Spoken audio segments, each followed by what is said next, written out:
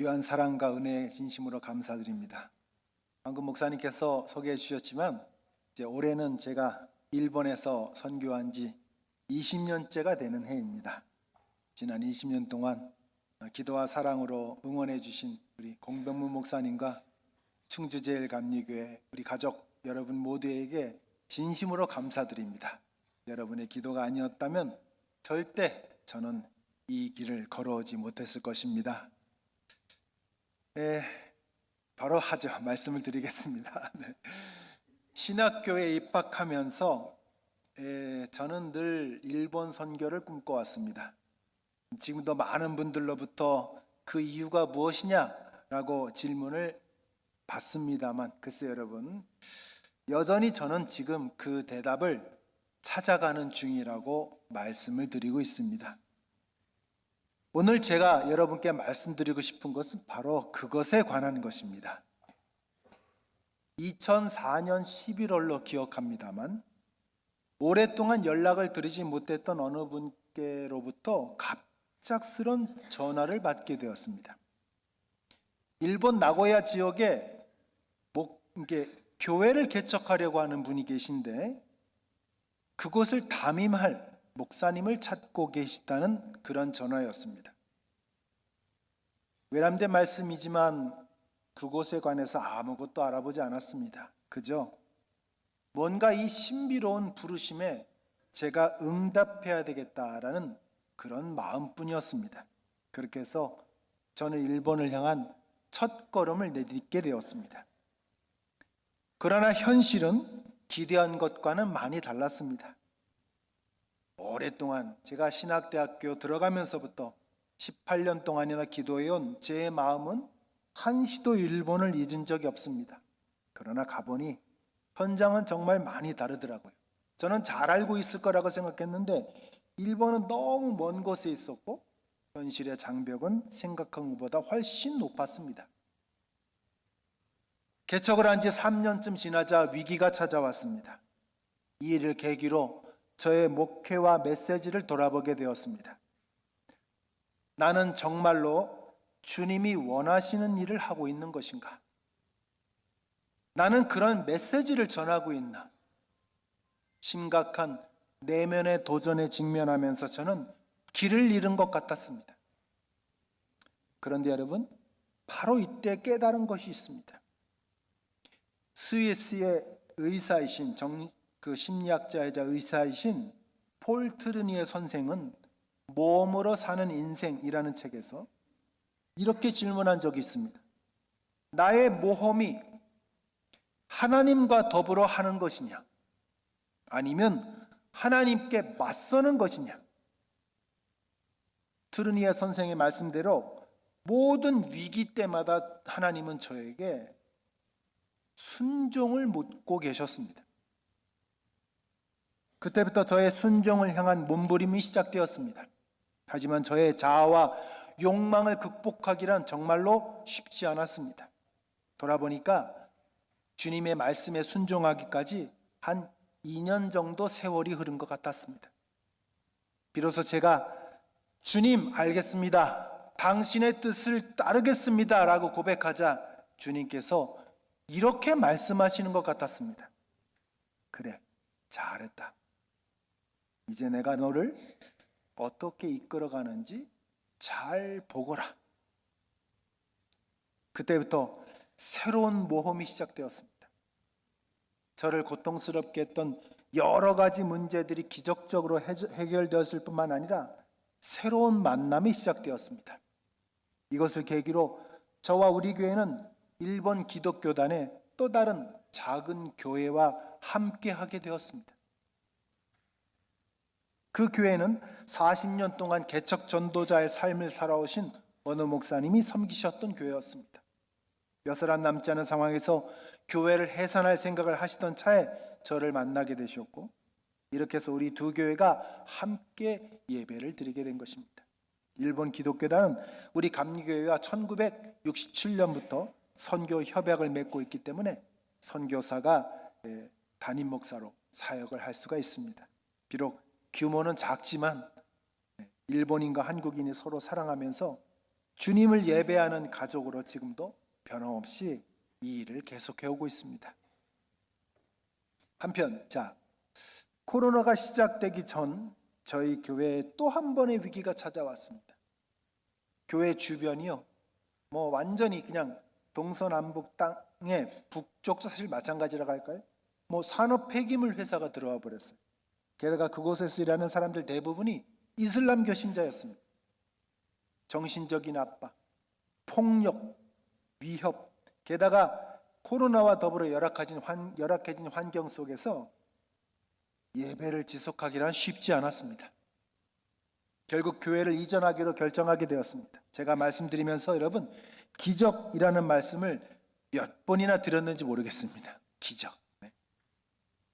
교회 이전 문제로 와해되기 시작한, 교회가 완전히 분열되고 쪼개질 뻔했는데 그런 공동체가 다시 하나가 되고 수억 원의 건물값을 지불할 수 있었던 것을 어떻게 설명할 수 있을까요, 여러분? 저는 정말 하나님의 은혜와 그심, 기적이라고밖에 말할 수 없으며, 또한 우리 제일교회 여러분의 기도가 없었다면 아마 불가능했을 것이라고 봅니다. 이렇게 해서 나고야시의 서쪽에 나카가와구라는 곳에 교회가, 일본 기독교는 교회가 없는 지역으로 이전을 하였고, 이제 4년이 되어서 열심히 함께 예배하면서 복음의 씨앗을 뿌리고 있습니다.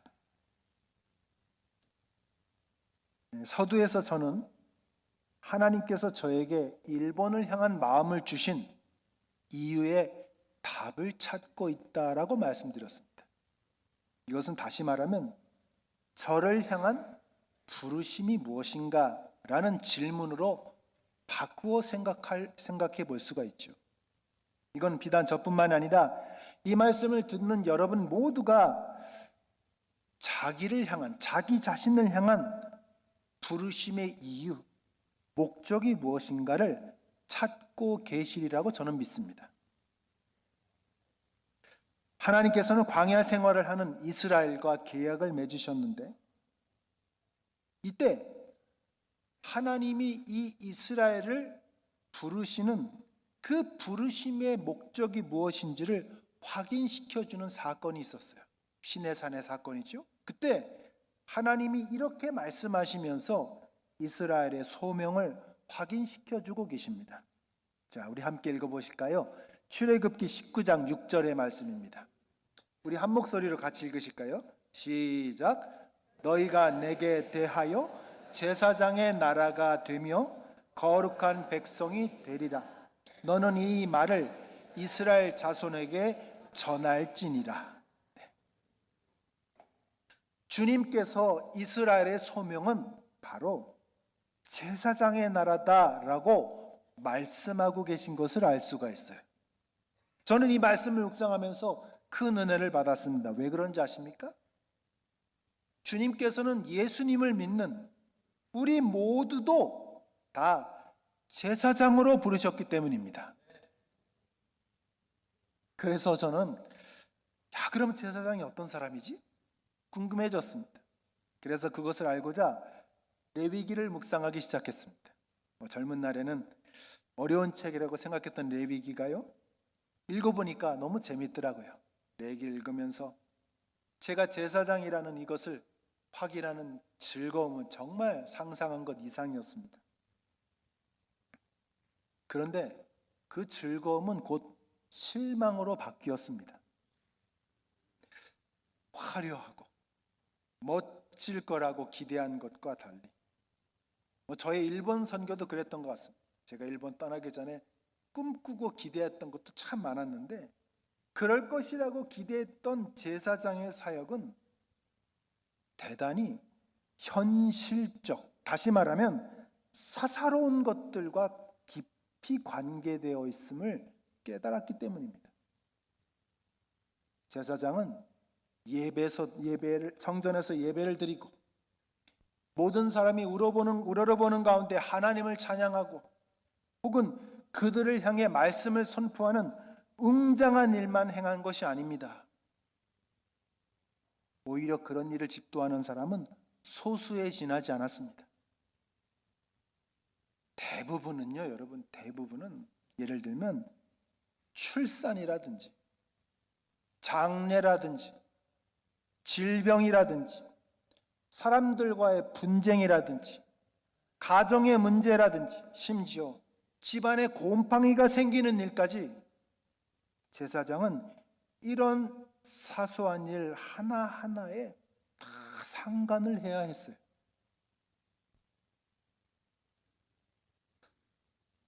혹시 여러분 가운데 제가 작년에 공상적 사랑과 실천적 사랑에 관해 말씀드린 것 기억하십니까? 모든 사람을 사랑하는 것보다요, 한 사람을 사랑하는 것이 훨씬 어렵다는 사실을 아십니까? 여러분, 한 사람을 사랑하면요, 알아주는 사람도 없어요. 모든 사람을 사랑하면 많은 사람들이 우러러보는데 한 사람을 사랑하려니 알아주는 사람이 없어요. 눈에 보이는 어떤 결과가 나타나거나 변화가 일어나는 것도 아닙니다. 수천, 수백 명을 상대하는 것보다 한 사람을 상대하는 것이 100배, 1000배 어려운 것입니다. 일본에 오기 전 제 마음속에 있었던 일본의 모습은 경제대국, 즉 성공한 나라였습니다. 교회도 사람들의 삶도 그러할 것이라고 생각했습니다.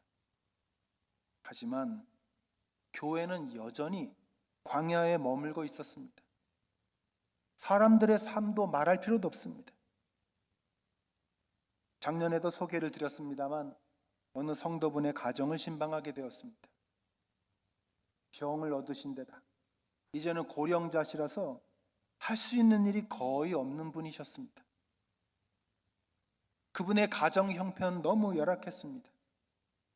제가 아버지처럼 생각하고 자주 찾아뵙기도 하고 함께 식사도 하고 하지만은 마음속에서 실망과 한숨이 나오는 것을 부정하기 힘들었습니다.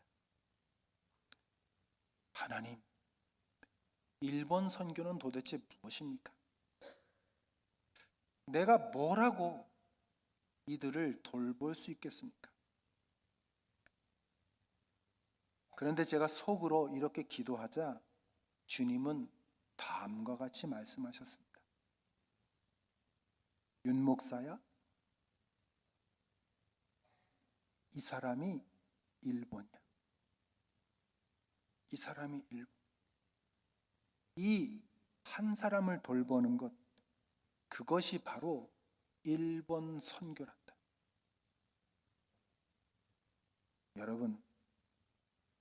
여러분은 일본에도 고통과 외로움 가운데서 살아가는 분들이 계신 걸 아십니까?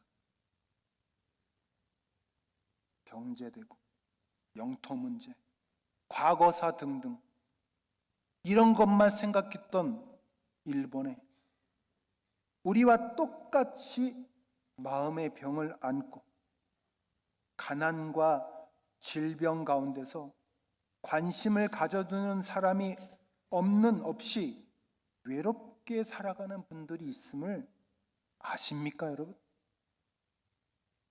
규모와 숫자로만 모든 것을 판단하는 세상 속에서 우리는 어떻게 하면 이런 사람들의 외침에 귀를 기울일 수가 있을까요?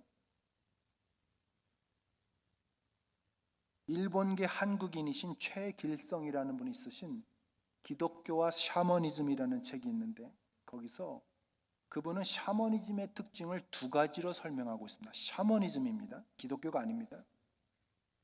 하나는 세상의 모든 일들을 어떤 영들의 역사라고 판단하는 겁니다. 여러분은 부정탄다란 말을 들어보셨을 겁니다. 내가 뭔가를 잘못했기 때문에 이런 일이 일어났다는 인과응보의 사상이 여기에 해당됩니다. 바울은 우리의 싸움이야말로 어두운 세계의 지배자들과 하늘에 있는 악한 영들을 상대하는 것이다 라고 말하였습니다. 이 말이 의미하는 것은 하나님은 귀신 같은 천박한 존재가 아니라는 것이에요, 여러분. 문제와 실현의 원인을 다 알 수는 없지만 그것이 부정을 탔거나 뭔가를 잘못했거나 재수가 없거나 혹은 사랑받지 못해서가 아니라는 것입니다. 바울은 우리가 이런 천박한 생각들과 싸워야 된다고 말하고 있는 것입니다. 두 번째는 복이라고 그러죠. 복을 눈에 보이는 어떤 것, 가령 물질이나 세상적인 성공이나 이런 것들로 판단하는 것입니다. 성공하고 부자가 되고 사람들의 주목을 받으며 풍족한 삶을 살고 내가 원하는 꿈이 이루어지면 복받았다고 하는 것. 샤머니즘이 말하는 성공은 바로 이런 것입니다. 그렇다면 여러분, 기독교 역사상 수많은 전도자들, 선교사들이 선교지에서 외롭게 생을 마친 것은 어떻게 해야 할까요? 오래전 어떤 분의 글을 읽은 적이 있습니다만 그 사람들 중에 많은 사람들이 40대를 넘기지 못하고 죽었다고 합니다. 외로움과 추위와 더위와 싸우고 핍박은 말할 것도 없습니다. 질병과 사고로 자녀를 잃은 것은 너나 없이 모두가 감당해야 할 일입니다. 양화진 가면 정말 그런 선교사들의 무덤들, 자녀들의 무덤들, 만일 샤머니즘이 말하는 것처럼 눈에 보이는 성공, 돈 잘 벌고 인기를 얻고 나의 꿈이 성취되는 그런 것이 축복이라고 한다면 이처럼 이름이 알려진 수많은 전도자들은 모두가 여러분 저주를 받은 것인가요? 어떻게 생각하십니까? 윤 목사야, 이 사람이 일본이야 라고 하실 때 저는 아무런 항변도 할 수가 없었어요. 윤 목사야, 너는 제사장이 아니야. 그게 바로 제사장의 삶이야. 너는 일찍이 내가 지극히 보잘것없는 한 사람에게 한 것이 곧 내게 한 것이다 라고 말한 것을 기억하고 있니? 이 한 사람 속에 있는 일본을 보거라.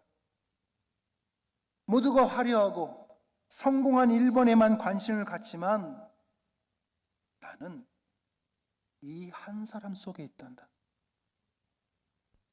선교는 내가 하는 게 아니야. 일본 선교는 내가 한다. 네가 구할 것은 하나님의 나라지 윤성규의 나라가 아니란다. 작년 9월 어느 날 그분이 제게 전화를 주셨어요. 화요일 저녁이었습니다.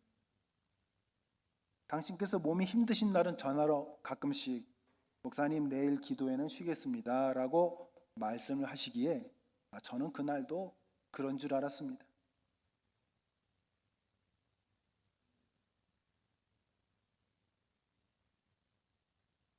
수화기일에서 이런 말씀이 들렸어요. 목사님 누구누구가 오늘 세상을 떠났습니다. 그의 사랑하는 젊은 아들, 결혼한 지 얼마 안 된 아들이 갑자기 세상을 떠나고 말았습니다. 요전날 주일에 아들이 입원했다면서 기도해 달라고 부탁을 하셨어요. 그냥 몸 상태가 좀 예전 같지 않아서 뭔가 좀 검사를 하려고 입원을 했는데 기도를 해드렸더니 막 하염없이 눈물을 흘리시더라고요. 자식이 건강하기를 바라지 않는 부모가 어디 있겠습니까? 그런데 그 아들이 갑자기 세상을 떠났습니다. 입원한 지 불과 5일 만의 일입니다. 저는 부랴부랴 영안실로 달려갔습니다. 아버지 손을 잡고 함께 예배를 드리던 아들, 갓 결혼한 아내에게 어머니 장례식 때 불렀던 노래라면서 찬송가라면서 소개해 주던 아들, 언제나 아버지가 침이 마르도록 칭찬하던 그 아들이 차가운 시신이 돼서 입에 피를 머금고 거기 누워 있었어요. 장례식 날 저는 눈물이 나서 예배를, 장례식을 집전할 수가 없었습니다. 저도 아무것도 해줄 수 없겠더라.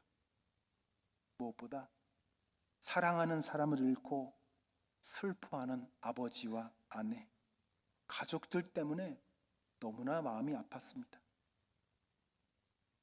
아버지는 장례식에 참석하신 분들께 눈물로 이렇게 인사를 하셨습니다. 눈물을 하염없이 흘리시면서 나의 이 슬픔과 분노를 어디에 호소해야 합니까?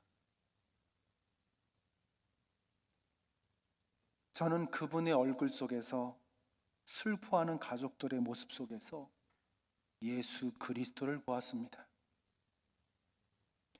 주님은 저 먼 곳, 인간들이 생각하는 어떤 화려한 그곳에 계신 것이 아니라 낮고 천한 모습으로 이 땅에 오셨음을 다시 한번 확인하였습니다.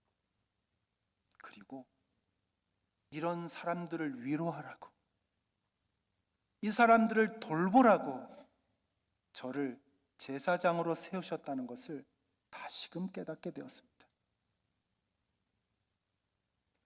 얼마 전 제가요, 집안에 일이 있어서 한국에 잠깐 방문을 했었는데 그때 들은 말이 있습니다. 인상에 남아있는데 무슨 말이냐면 헬조선이라는 말입니다. 저는 여러분, 우리 그리스도인들은 이 말을 써서는 안 된다고 봅니다. 여러분, 자기가 살아가는 세상을 헬, 지옥이라고 하면 일할 의욕이 나겠습니까, 여러분? 우리 충주제일교회는 지옥이야 그러면 여러분 교회 다닐 맛이 나나요? 그럴 리가 없죠, 여러분. 요한계시록은 이 땅에 대한, 이 세상에 대한 소중한 가르침을 전해주는 책입니다. 이단들이 말하는 좀 그런 이상한 가르침이 아니죠. 이 세상을 향한 소중한 가르침을 주는데, 아닌 게 아니라 계시록은요, 이 세상에 마치 지옥과 같은 일들이 벌어지고 있음을 감추지 않습니다. 성경은 무적행을 가리켜 악령 혹은 귀신들이 가는 곳, 지옥과 같은 곳이라고 가르쳐 줍니다. 그런데 계시록은 이 무적행에서 메뚜기 같은 괴물들이 막 튀어나온다고 말을 하고 있어요.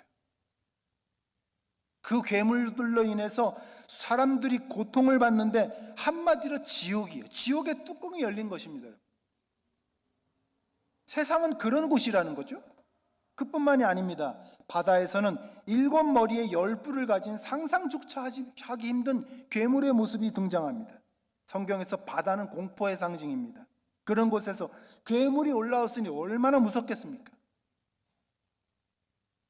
이 세상은 지옥의 뚜껑이 열린 것 같고 무서운 괴물들이 판치는 것 같은데, 여러분, 그럼에도 불구하고 계시록은요, 인간들 한가운데 하나님이 계시다고 말합니다. 보아라, 하나님이 친히 그들과 함께 계시고 그들의 눈에서 모든 눈물을 닦아주실 것이니 다시는 죽음이 없고 슬픔도 부르짖음도 고통도 없을 것이다. 이것이 바로 여러분, 계시록이 말하는 세상입니다. 세계관이라고 하는 것입니다. 헬조선이 아니라는 것이에요, 여러분. 그리고 놀랍게도 우리는 이러한 혼란 속에서 다음과 같은 찬송이 울려 퍼지는 것을 듣게 됩니다. 주님은 그들을 우리 하나님 앞에서 나라와 제사장으로 삼으셨다. 여러분, 악령들이 판치고 무서운 일들이 일어나며 온갖 박해와 고통이 난무하는 세상 속에서 당시의 그리스도인들은 스스로를 가리켜 제사장이라고 인식하고 있었음을 기억하십시오. 병들어 신음하는 이 세상을 위해서. 그러나 이 세상은 여러분 누군가 돌봐주어야 되지 않겠습니까? 누가 하시겠습니까? 누가 하겠습니까, 여러분? 나는 제사장으로 부르심을 받았다. 병든 세상, 아파하는 사람들을 돌보라고 보내심을 받았다. 계시록이 기록될 당시 그리스도인들은 이러한 확신을 가지고 살았던 것입니다. 그렇다면 여러분, 제가 한 가지 질문을 드리고 싶습니다. 우리 모두 다 제사장입니다. 우리를 제사장으로 삼으신 이유가 무엇일까요?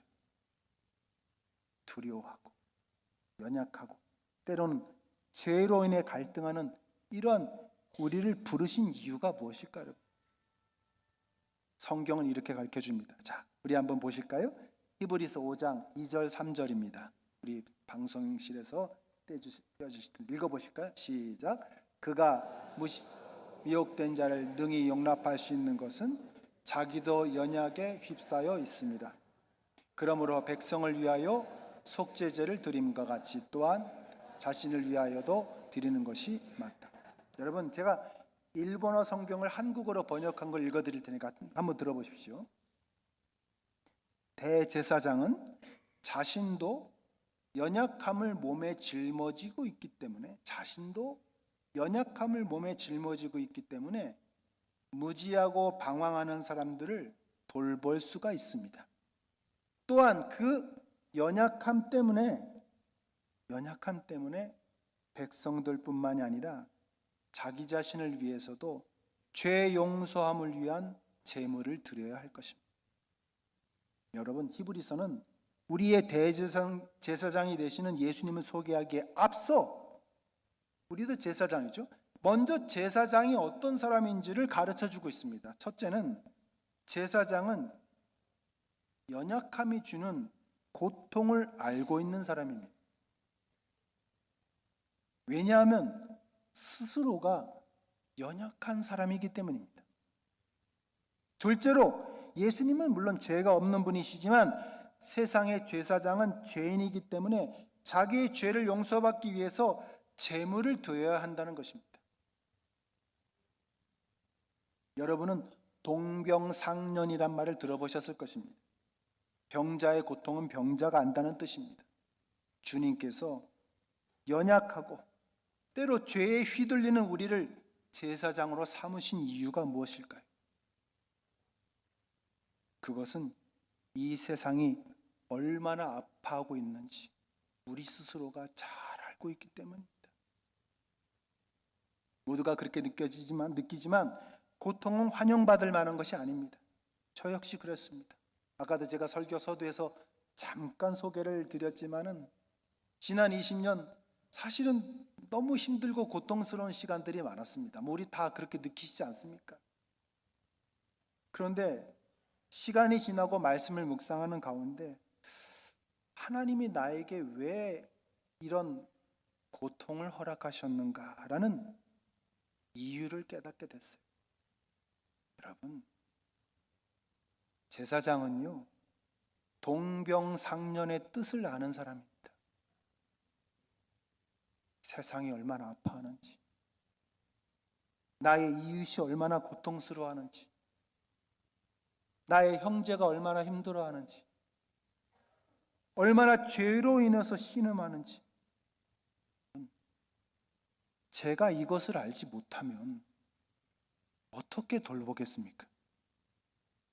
내가 그들의 고통을 이해하지 못한다면 제가 어떻게 돌보겠습니까? 아까 1부 때도 말씀을 드렸지만 올해 신년 첫날 일본의 노토반도라는 곳에서 큰 지진이 발생하였습니다. 이따가 이제 잠깐 영상을 보실 텐데요. 이 지진으로 인해서 100여 명의 분들이 사망하였습니다. 이 지역의 중심 도시인 와지마라는 곳, 와지마시는 우리로 말하면 음성 정도 되는데 그 음성 정도 되는 그 도시가 그냥 다 파괴됐어요. 여러분. 폭격을 맞은 것처럼 완전히 파괴돼서 복구될 날만을 기다리고 있습니다. 그곳의 유일한 교회인 와지마 교회는 두 동강이 나버렸어요. 물론 위험하죠. 그리고 그곳의 담임 목사님 신도 쯔요시 목사님인데 신도 담임 목사님은 이 파괴된 잔해 속에서 지금도 생활을 하고 계십니다. 지난주에도 교구를 대표해서 지지난주도 제가 그 지역을 방문하고 왔습니다. 교구에 서기로 섬기면서 저는 와지마 교회 신도 목사님께서 지진이 발생한 지 4개월이 지난 지금도 묵묵히 혼자서 그것을 지키며 예배하시는 것을 봅니다. 여러분, 아무것도 남지 않는 그곳에 하나님은 계신 걸까요, 여러분? 샤머니즘이 말하는 것처럼 신도 목사님이 죄를 지어서, 아니면 뿔뿔이 흩어진 그곳 성도들이 무언가 부정타는 일을 저질러서 그런 일을 당한 것일까요, 여러분? 주님이 우리를 제사장으로 불러주신 것을 어떻게 설명해야 할까요? 누군가 그곳을 지키며 고통받는 사람들을 돌보며 미래의 소망을 가지고 그 자리에 머물고 있기 때문에, 예배하고 있기 때문에 소망이 있는 것이 아닐까요? 주님의 백성들, 하나님이 지으신 여러분이 아니라면 이 세상 지옥이 뚜껑이 열린 것 같고, 눈물 흘리는 사람들이 있고, 방황하는 사람들이 있고, 주님을 몰라 멸망의 길로 가는 이 사람들, 그들의 눈물, 여러분, 제사장이 아니면 누가 닦아줄 수 있다고 생각하십니까? 마지막으로 제가 도스토옙스키 씨의 소설 카라마조프가의 형제들에 나오는 이야기 하나를 소개해드리고 예배를 마치고자 합니다. 그냥 이야기입니다, 여러분. 이야기니까 사실로 듣지 마십시오. 옛날에 참으로 성질이 못된 아주머니가 계셨어요. 성질이 너무 고약한데 평생 착한 일을 한 번도 해본 적이 없어요. 그리고 이 아주머니는 악마들에 의해서 불지옥에 떨어지고 말았습니다.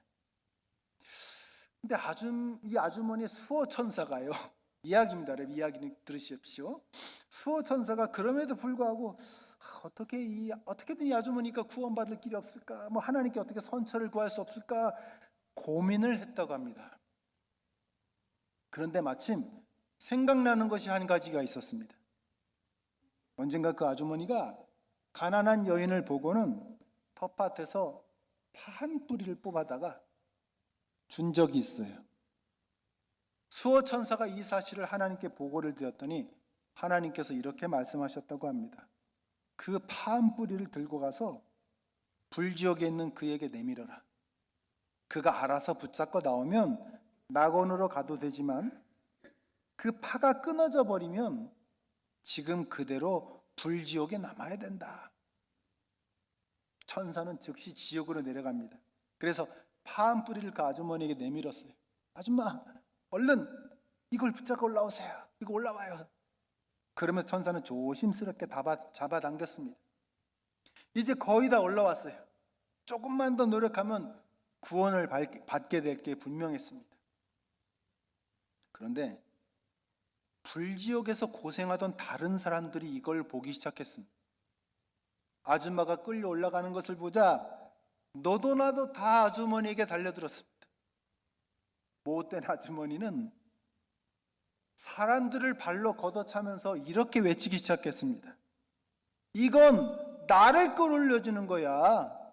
너희들 때문이 아니야. 이건 내 파지 너희 파가 아니란 말이야. 아주머니가 이 말을 하기가 무섭게 한 뿌리의 파는 끊어져 버리고 맙니다. 그리고 아주머니는 불지옥으로 떨어져 버렸고 천사는 울면서 그 자리를 떠났다고 합니다. 물론 이야기입니다, 여러분. 저는 지난 20년간의 사역을 돌아보면서 이 이야기를 깊이 묵상해 보았습니다. 여러분, 과연 저 같은 사람이 구원을 얻을 수 있을까요? 스스로를 돌아보면서 느끼는 것은 제가 참으로 죄인이라는 것입니다. 제 마음속에는 분노와 슬픔이 있습니다. 두려움을 느낄 때도 있습니다. 죄를 지을 때도 있습니다. 만일 하나님께서 이른바 법대로 하신다면 저는 영원히 구원을 얻을 수가 없을 것입니다. 그럼에도 불구하고 주님은 이러한 저 때문에 오셨습니다. 못된 아주머니에게 구원의 여지를 남겨두신 것처럼 말입니다. 아니, 이야기는 이렇게 못된 사람도 구원받을 수 있다는 것을 보여주는 것이 아닐까요, 여러분? 하나님의 은혜는 정말로 놀라운 것입니다. 특별히 제 마음에 남는 것은 파한 뿌리가 주는 메시지입니다. 여러분, 한번 질문하겠습니다. 파한 뿌리가 어떤 거라고 생각하십니까? 그게 여러분 가치가 있고 귀중한 건가요, 여러분? 그렇게 생각하는 분은 없으실 거예요. 그걸 먹는다고 배가 부르지도 않고 강하지도 않습니다. 어느 누구도 그렇게 생각하지 않습니다. 그러니 그 아주머니는 두려움을 느꼈을 겁니다. 누가 봐도 강하지 않을 파한 뿌리에 인생을 걸었습니다. 아주머니가 의지했던 세상의 영화와 부유함, 파한 뿌리는 바로 그와 같은 것이었습니다. 파한 뿌리가 끊어지면 영영 지옥불에서 고통을 받아야 합니다. 그래서 사람들을 걷어차기 시작했습니다. 심지어 이건 너희들 때문이 아니야 라는 말까지 서슴지 않았습니다. 하나님의 은혜가 여러분 이런 것입니까? 그러나 만일 그 아주머니가 파한 뿌리라도 내려주신 하나님께 은혜에 감사했다면 어땠을까요? 이 은혜를 다른 사람들과 함께 나누려고 했다면 어땠을까요? 그래요. 당신도 나와 함께 가야죠. 당신도 이 뿌리를 붙잡으세요. 어서 당신도, 그래서 우리 함께 구원 받읍시다. 여러분, 이때에 파한 뿌리는 이미 파한 뿌리가 아닙니다. 아줌마 한 사람뿐만 아니라 그것을 의지하는 모든 사람을 구원하고도 남을 튼튼한 밧줄이 됩니다. 능력의 하나님은 능히 그렇게 하실 수 있는 분이기 때문에. 여러분, 하나님께서 여러분에게 주신 은혜는 무엇입니까? 여러분을 구원해 주시고 제사장으로 부르신 은혜가 어떤 것이라고 생각하십니까? 끊임없이 세상 유혹에 휘달리고 비교의식과 열등감에 사로잡혀서 자신을 책망하며 살고 있지는 않으십니까? 나에게는 고작 이 파한 뿌리라니 라고 말하면서 하나님을 원망하고 있지는 않습니까? 못된 아줌마는 하나님의 은혜를 물질로 생각했습니다. 이것을 다른 사람들이 가진 것과 비교해 보십시오. 물질적으로 본다면 파한 뿌리는 그냥 무가치한 것에 지나지 않습니다. 그게 무슨 도움이 되겠습니까? 그것 하나 붙잡는다고 구원 얻겠습니까? 이 아주머니에겐 그렇게 보였습니다. 그러나 여러분, 우리가 이 파한 뿌리의 가치를 안다면, 그리고 이 파한 뿌리를 주신 분이 바로 하나님이심을 안다면, 파한 뿌리는 이미 파한 뿌리가 아님을 기억하십시오. 그것은 세상을 구원하고도 남을 힘을 발휘합니다. 우리에게 주신 은혜가 파한 뿌리와 같은 것이라 할지라도 믿음을 가지고 감사하며 나아간다면 그로 인해서 수많은 사람들이 구원을 얻게 될 것입니다. 여러분의 기도로 저는 지난 20년간 일본을 섬기는 제사장으로 살아올 수 있었습니다. 제가 가진 것은 고작 파한 뿌리의 믿음과 감사뿐이지만 이것을 가지고 겸손히 섬기며 나아가겠습니다. 그리고 여러분과 함께 구원의 하나님을, 저와 우리를 제사장으로 삼아주신 주님을 찬양하며 기쁨을 누리고 싶습니다.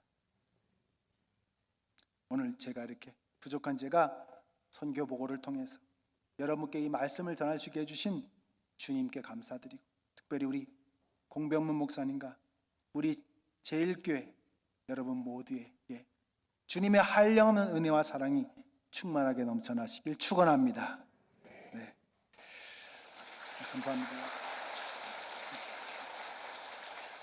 마지막으로요, 제가 지지난주 거기 가서 찍어온 동영상을 잠깐 보시고 우리 잠깐 기도의 제목을 나누도록 하겠습니다. 네. 이건 건물이 기울어진 것이 아니고요, 6층짜리 건물이 누워있는 겁니다. 이 땅이 다 갈라져서 지금 저렇게 보이고요.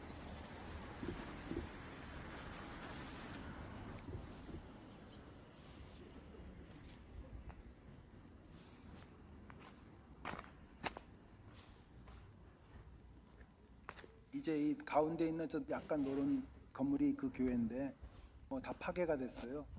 그리고 두 개로 이렇게 두 동강이 나버려서 이쪽은 쓰러져 가죠. 그래서 너무 위험해서 이제 일단 덮어놨거든요. 보기가 너무 흉해서. 근데 교회가 이렇게 짜게졌어요. 이렇게.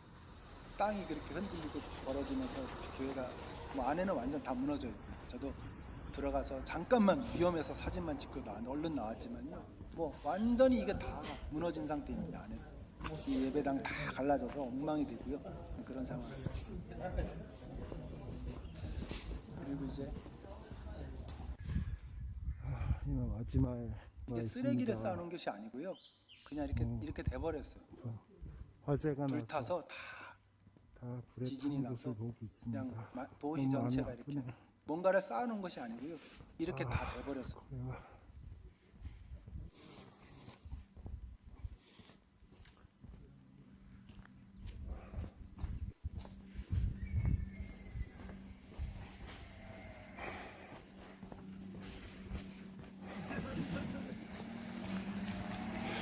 어느 종교 시설인데 이렇게 무너져서 내려앉아 주저앉아. 이렇게 성한 건물이 하나도 없어요. 다 이렇게 기울어 있거나 무너졌거나 그런.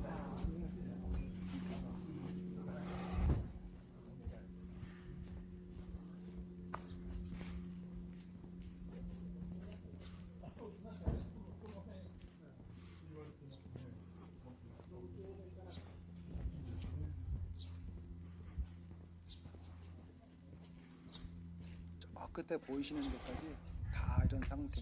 지금 저 지평선까지 보이는 데까지. 저 다리도 지금 뒤틀어져서 지나갈 수가 없게 돼 있죠.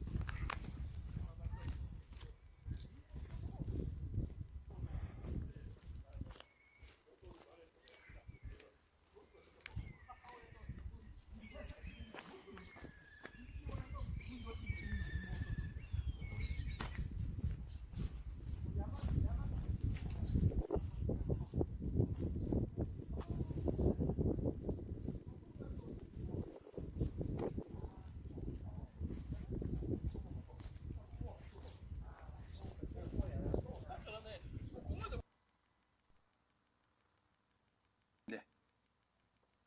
저도 태어나서 이런 건 처음 봤고요. 그러나 여러분 기도해 주십시오. 그리고 힘을 모아 주십시오. 자, 세 가지 제가 기도 제목을 부탁드리고요. 제가 기도하겠습니다. 첫째는 일본을 사랑하는 것이죠. 정말 일본을 사랑하는 것입니다. 둘째는 이렇게 길 잃고 방황하고 또 아파하는 이런 일본의 영혼들, 이들이 위로와 돌봄을 얻고 구원받을 수 있도록. 여러분, 주님 말씀하셨죠. 지극히 작은 자 하나에게 한 것이 나에게 한 것이다 라고 하셨어요. 그리고 그 땅에 남아서 끝까지 제가 제사장으로서 이 영혼들을 잘 섬기며 복음을 전하며 갈 수 있도록 그렇게 기도를 부탁드리겠습니다. 기도하겠습니다.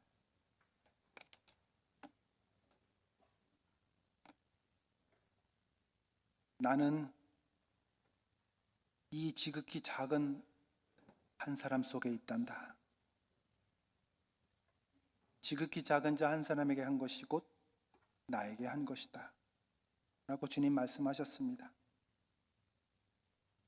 너무너무 힘이 들고 포기할까라는 생각도 많이 했는데, 지난 20년간 그런 유혹이 너무나 많았는데, 우리 충주제일감리교회 공목사님과 귀한 분들이 기도해 주셨기 때문에 그 유혹과 그 절망을 이기고 여기까지 올 수 있었습니다. 이제 지진으로 아파하는 사람들, 온갖 정신병과 외로움과 고통 속에서 신음하는 사람들, 저들을 외면할 수가 없습니다. 하나님, 저 땅에 고통받는 저 영혼들을 누가 돌볼 수 있겠습니까? 그런데 내가 가진 것은 파한 뿌리밖에 없습니다. 이 보잘것없는 저 자신을 보면서 안타까워합니다. 그러나 이 파한 뿌리에 깨주신 은혜와 사랑과 감사를 안답니다. 이것이 저 일본을 구원할 줄 믿습니다. 주님, 우리 충주제일 감리교회를 축복하여 주시옵소서. 우리 공병무 목사님과 장로님들과 귀한 분들 위해 성령을 부어 주시옵소서. 하나님이 함께 하십니다. 하나님이 그 자리에 계십니다. 그렇기 때문에 우리는 나아갈 수가 있습니다. 주여, 앞으로 제가 또 이 귀한 은혜 역사를 간증하게 하시고 저 고통받는 사람들을 통해서 저 가운데서 하나님이 일하고 계시다는 사실을 또 제가 간증하고 이 은혜를 함께 나누고 함께 제사장으로서 이 길을 걸어갈 수 있도록 축복하여 주시옵소서. 특별히 우리 세우신 공목사님에게 성령의 능력을 불어넣어 주시옵시고 또 우리 장로님들도 아론과 훌처럼 목사님을 잘 보좌하게 하여 주시옵시고 우리 충주제일 감리교회가 일본뿐만 아니라 세계를 구원하는 일에 쓰임받게 하여 주시옵시고